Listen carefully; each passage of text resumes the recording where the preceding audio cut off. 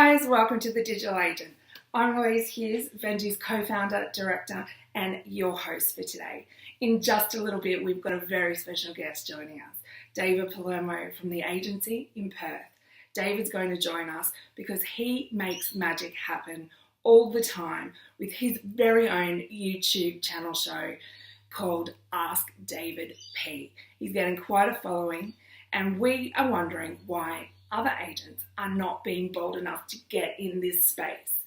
So we decided we'd ask David along and get him to reveal just how he makes the magic happen.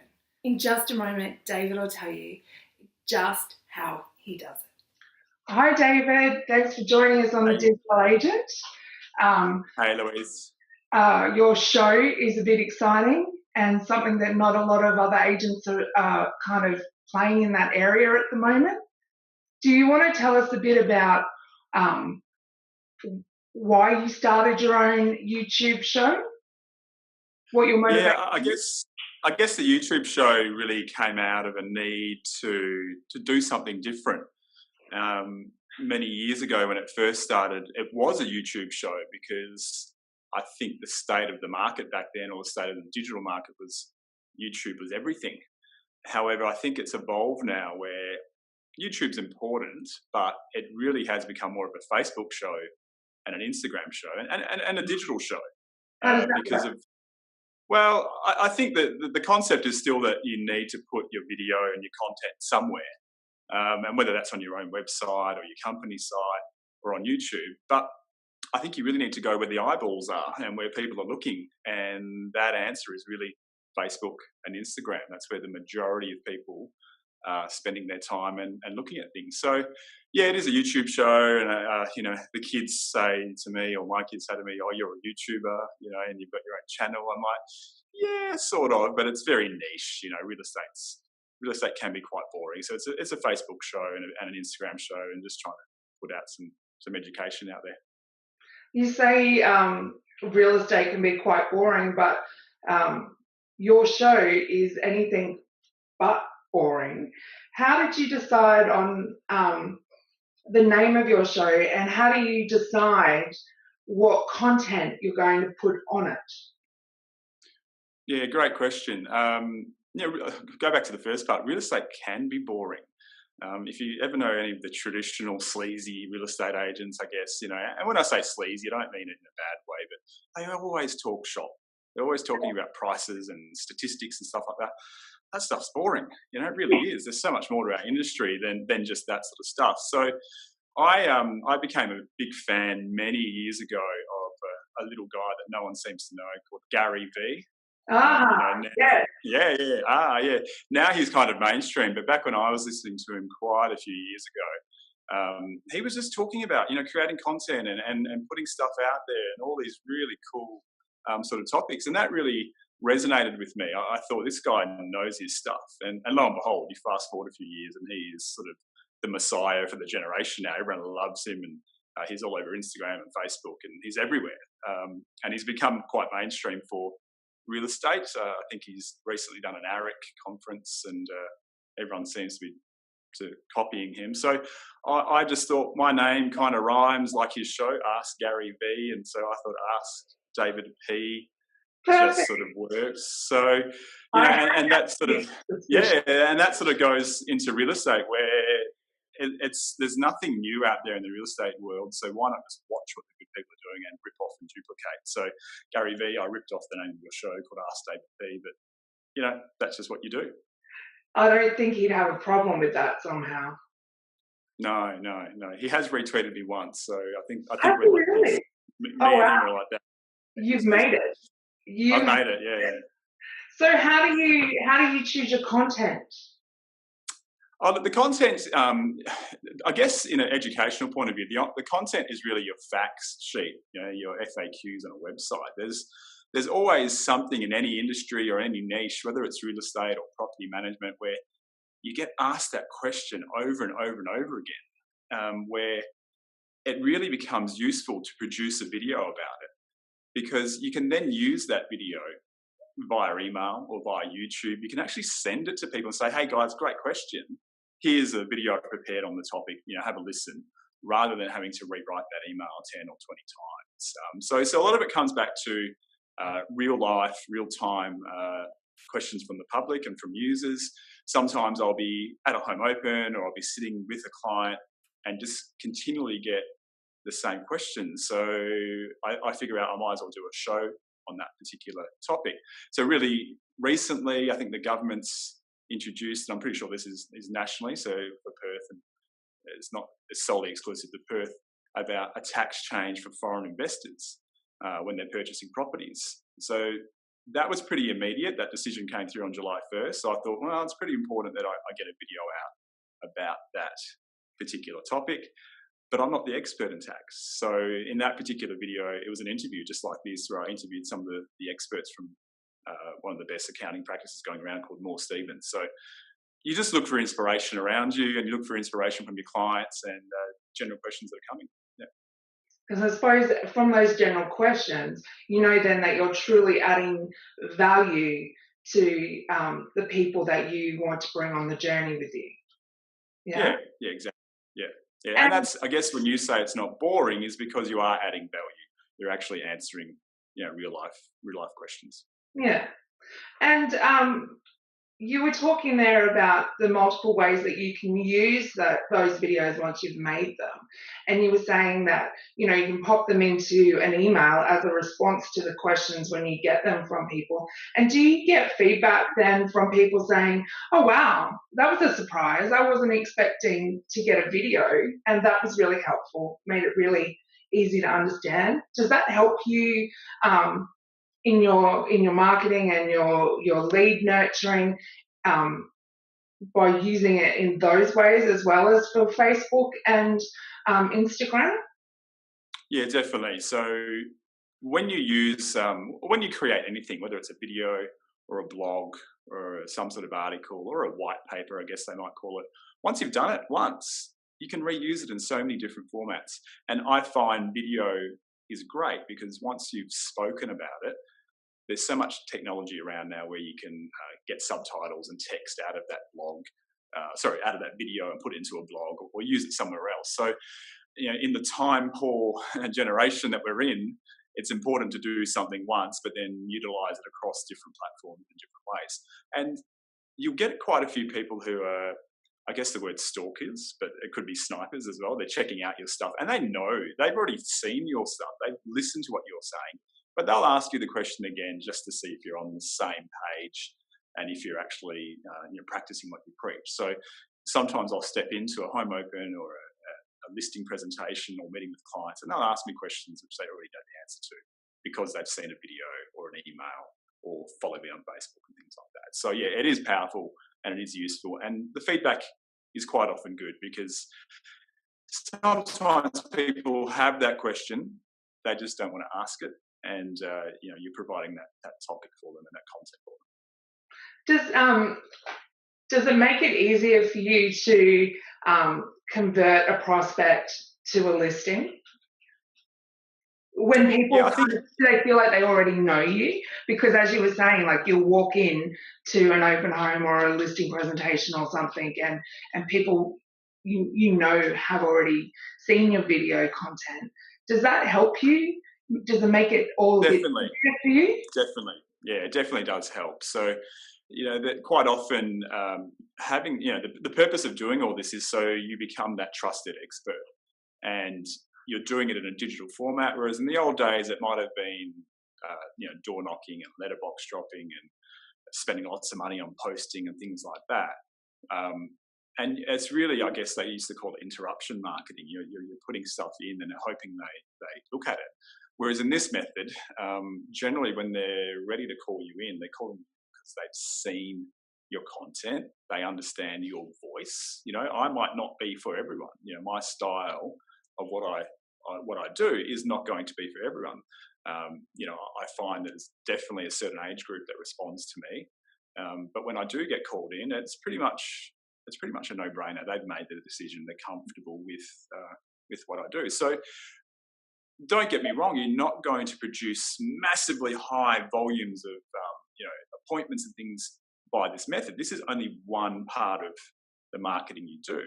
but it's an important part because it does play an important role for that particular demographic that you're working with to make that decision. It's a relationship building kind of activity, isn't it? Yeah, it does. And I look at it in a few different ways. So I've got the David Palermo Facebook page. I also have a community page for an area that I work in. So when I say real estate is boring, it pretty much is. So the content on that particular page, and this is a suburb in Perth, just 5-10 minutes out from the city. We like to call it a little village. It really does have a community feel because I'm putting out content that's, the content that they're interested in. It's content that's got nothing to do with any other suburb around them. It's hyper local. It's really narrow and laser focused on that particular area. And quite often people don't know the area as well as we do because we're in that area every day for work. So we'll get to know the latest cafe or get to know who's closing down and what's opening up. So we become an important part of the community by, spreading the love and sharing what's out there and discovering things for other people to try. So it is important. And I think over the last 3, 4, 5 years that I've done this particular Carlisle page, it really has helped create an online community that has now sort of become a real community. There are people now off the back of that starting up their own neighbourhood watch programs and having meet and greets in the public and things that, in 2000s, we're 2017 now, things that don't normally happen. You don't know your neighbours quite often anymore. But now, off the back of having this engagement and giving people a place to talk and chat online, they've created their own little groups and own little interest groups and having meet and greets and, really creating what I call a village, a real community. So it's a great place to share info. Yeah. That's really fantastic. So, and do your videos feature much in that space as well? Or how do you make that space work? Like, do you prompt questions or how do you prompt conversation in that space? Look, that's a difficult one to put in real estate stuff. So I try not to put real estate stuff into that particular Carlisle page, for example. But I think, if you take the Gary Vee approach, if you've read any of his books, it's all about, jab, jab, jab, right hook. And so it's all about putting out content all the time. So I'm not selling to them. I'm putting out content about, here's a special from the local butcher, who are great guys, by the way. Here's a local graphic designer. So I'm trying to put out content about discovering that particular area and trying to unearth, I call it shop local. So I really take a focus on promoting local business in the area. Yeah, and I saw one of the videos you did on Shop Local where you actually shopped for a politician and you spoke to a politician. Oh, let's not talk about the political one. I got into a lot of trouble there because I didn't actually interview the incumbent member first, and he was cool with it. He was actually meant to go first, but he had to reschedule. We interviewed one of the other candidates, so there's a bit of uproar there. But that was the example, to actually have uproar, you've got to have content out there for people. So yeah, we interviewed, I think, Liberal first, Labor, who's Ben Wyatt, who's actually the treasurer of the Labor Party for WA now. So Ben's a great member of the community. And we also interviewed the Greens members. And in no times do I think you're actually in a little small community, do you really get to have any airtime with your politicians? And especially if they're not actually in Parliament at the time, you might get 30, 40 seconds a week as a news bite. So I thought it was important for, I'm not a journalist, but for me to at least try and attempt to give, the community at least 3 choices and have an interview with any of them.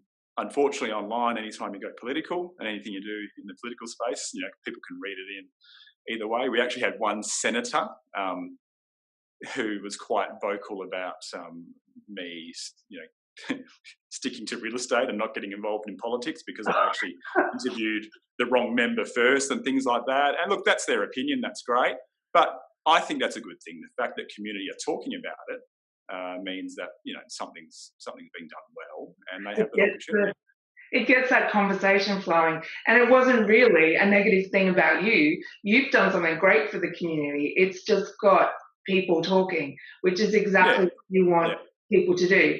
Get to know you, get to know the community, and to get people talking and have you included in that ecosystem, right? Yeah, exactly. And that word is correct. It's the ecosystem. So you're trying to, we don't do. I mean, I don't do this with any negative,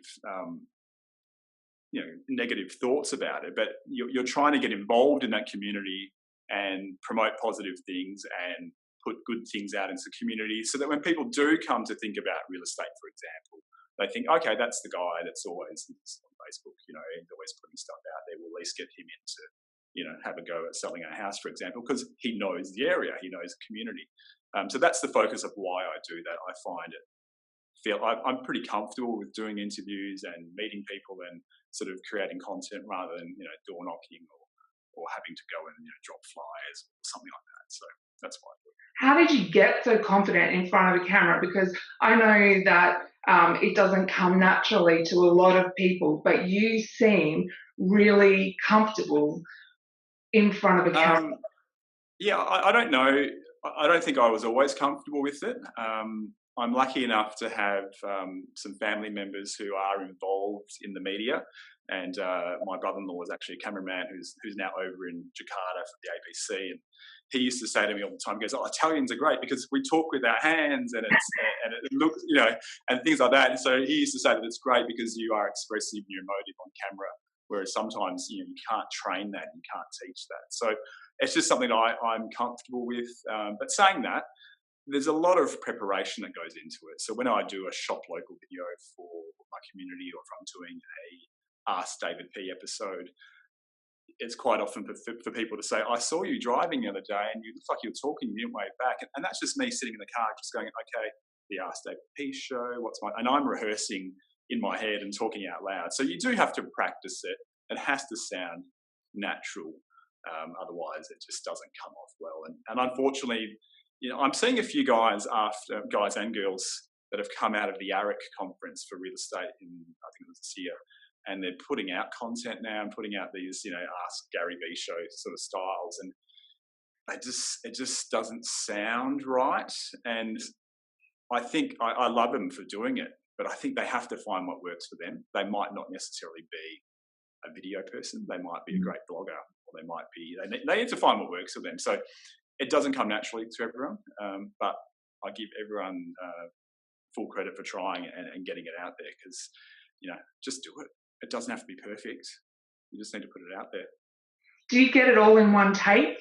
Like, I know this morning, before we actually started talking, I pre-recorded my intro for this show, and I definitely did not do that in one take. I did that in a few takes, because when I played it back, I was like, "Oh, that's so disjointed, and that didn't flow well." And even though I'd kind of practiced it a little bit first, I still needed a couple of cracks at it in front of the camera. Do you have that experience? Look, I guess I am pre-rehearsing and doing the pre-roll in my head. So quite often I have already nailed that. But as soon as you turn that little button on the camera, things change, and all of a sudden you start stressing out. So look, I don't run with the scripts. I don't even use prompts or anything like that. It's just essentially, it has to sound natural. Yeah. And I think if you're a master of your content, so if you're a master in the industry and you know the answers, it will sound natural. Yeah. So look, I definitely don't get it done in one go. Quite often I will try, and because I'm recording, it's not live, I can stop and start. But generally what will happen is I will think I've got it done perfectly, and I'll stop, and then I'll go, actually, I can do this now full edit and not have to sort of stop, and I'll run through and do it perfectly. Because unfortunately, your brain's running at 1,000,000 miles an hour, and if you don't join the words together correctly, it doesn't sound quite right. So a couple of attempts now, I'll get it done, and I'll have a few edits, it seems natural and easy for me now. Excellent. So aside from being a little bit daunted by having a camera pointed at you, I think that perhaps the reason that a lot of other agents haven't really dabbled so much in this video space is that they don't really know where to start. They might feel a bit overwhelmed by what is involved in getting it done, from like what kind of camera do I need? Do I need to hire a crew? How do I get it edited so that it doesn't look like, complete amateur hour? Like what is involved? How complicated is it as a process for you? How do you conquer that beast? I would say that if you're a salesperson or you have any sort of marketing nous, that's just an objection. And it's an objection you're giving to yourself. Oh, I don't have the right camera. I don't have the right microphone. I don't have this. You just have to do it. Just put it out there and do it. There's something that happens in the universe when you create anything. You'll get better at it as it goes along. So don't let the lack of equipment and the lack of technical ability stop you, because the iPhone, the Samsung, whatever phone you've got now is all you need. Most people, you just need to do some YouTubing videos and Google a few things. Their iPhone can turn into HD quality video. You just need to change a setting. Right now, you and I aren't using a microphone, but normally I would use a $40 lavalier microphone from eBay or something like that. But don't let that stop you. Just put the content out there and then just work on it as you get better and better, or get to a point where if the budgets allow, you can get a professional in. I tend to not try and use a professional crew for any of it. I find that for the Facebook audience and YouTube audience, there does need to be a little bit of realness, if that's a word. It needs to be real and raw. A bit of grit and a bit of raw, and that's possibly my philosophy. I mean, I meet many people in the industry that want everything to be perfect and polished, and that's not my style, and that's not my style of real estate. It's not real. You just need to put stuff out there and make it happen, and the quality. The quality will come. I think the quality is in the content, not in how many frame rates and what type of camera and things like that. I've worked with clients before that didn't have the budget to do a professional video for their home, so I put together something off my iPhone myself because I felt that they needed it. They really needed the video, and more so I could actually, in the real estate space, run a Facebook campaign for them in their targeted area where I thought their buyer might have been. So I created a video for them and just whipped together off the iPhone and put together a few of the professional photos and a few other things. The buyer came from Facebook in the end. Oh, wow. Purely came from Facebook off the video. So if we didn't do that video off the iPhone, the chances are we might not have found that buyer. Proof is in the pudding, isn't it? Yeah, it really is. It really is. And that's a case study I use quite often when I'm talking to people, that it doesn't need to be high quality, but it just needs to be there. Half of the success that people have is by showing up. So you need that content to show up in the right place.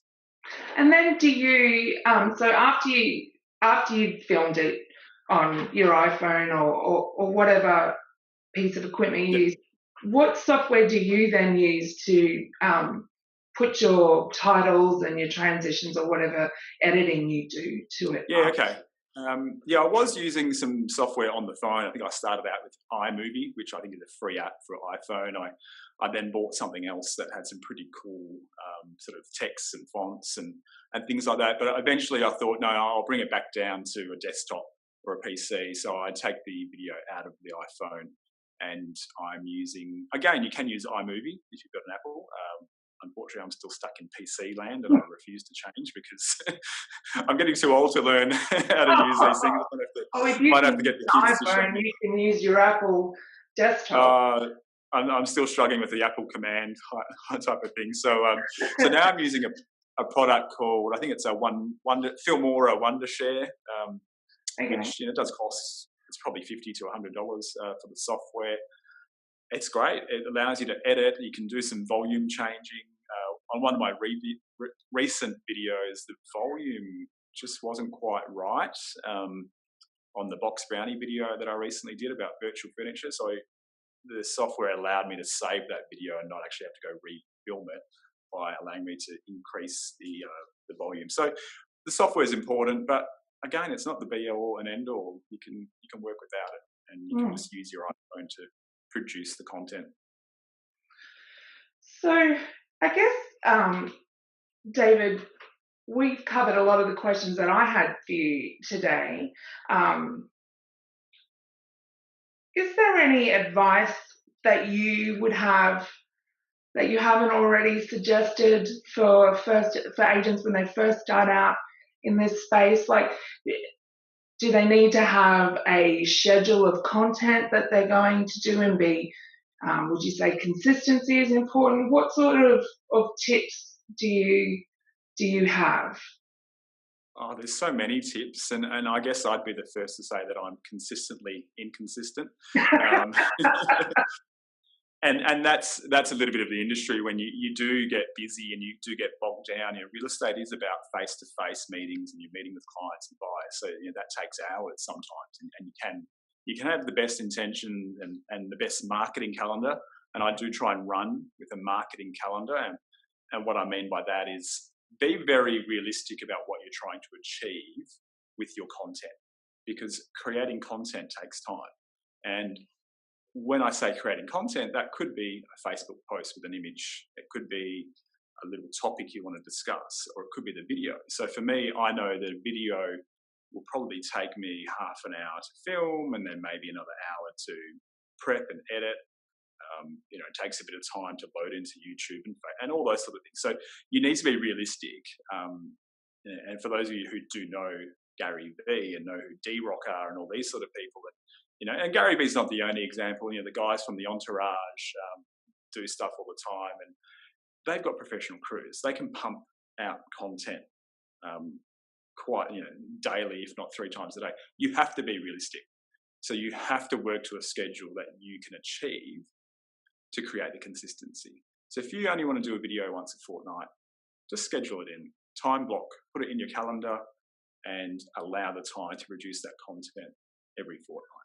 But at the same time, your iPhone is great. You might find some inspiration that you can take with you out of a home open, or when you're letterbox shopping in the street, or something like that. Just take some images and you can reuse them later. I think the other day during a home open, one of my assistants was with me and caught me going down into the wine cellar without me noticing in this particular property, and she's done a boomerang video for it and posted it to Instagram, and there's me just going up and down into this wine cellar all over Instagram. So inspiration is everywhere, and you might think, okay, that's such a silly video, but for the people looking for property, it highlights that, oh, hang on, there's a wine cellar in that house. I didn't notice that. So work to a marketing calendar, try and stick to it, try not to make it too busy, and just try and achieve the things you can on a consistent basis. So that'd be my advice. Yeah. Great. Well, thanks for your time, David. I will actually put some links at the bottom of this video for our viewers to some of the Gary Vee examples, because I think that is an important thing that people can learn from. Do you think are you aware of any other YouTube videos that people might be able to learn some great tips or, tricks from? There's quite a few real estate trainers out there, and I won't mention any names, that we all sort of sing from the same songbook, I guess, where they say that YouTube and Google are your friends. There is that much information out there. It's ridiculous. And I think the term that they used was you could do a university course in your car by listening to it. You sure can. Yeah, so I would say that just pick a topic that you're interested in. So whether that's marketing or real estate or whatever it might be, or SEO, there's something out there for everyone. So podcasts are probably the first port of call. Check out the Ask Gary Vee show, and then just find similar interests. There's so many more you can sort of go off into, but you need to start somewhere, and you need to get some inspiration. And just I'm going to start people off with the Gary Vee show and the David P show. I'm going to put those links at the bottom of the video. There you go. So so David P show is on Facebook. It's on YouTube. Not doing too much in the Twitter space anymore, but check him out. Gary Vee's amazing. I bet you that you cannot catch up and actually listen to all the Ask Gary Vee shows, because he puts out that much content now. It actually frustrates me, because I actually want to listen to all of them, but he's putting out too much content. I don't have that much time in the day to listen to all of them. So start at the beginning, episode 1 of Ask Gary V, work your way through, and you'll definitely come out with some marketing genius from that guy. So yeah, that's it. As well as yourself. Let's not, don't forget about the Vendu people, what you guys are doing on Instagram. Now, I don't know if you remember this, but we started talking many years ago, and I've actually got a Vendu battery charger. The power bank. Power bank, yeah. So, so we started interacting many, many, many years or months ago ourselves, and so I think that's proof in the pudding that, you can interact with people and know and trust and build relationships, even if you're in different states or in different. Absolutely. Built on mutual respect. That's it. Absolutely. Well, thanks again for your time, David.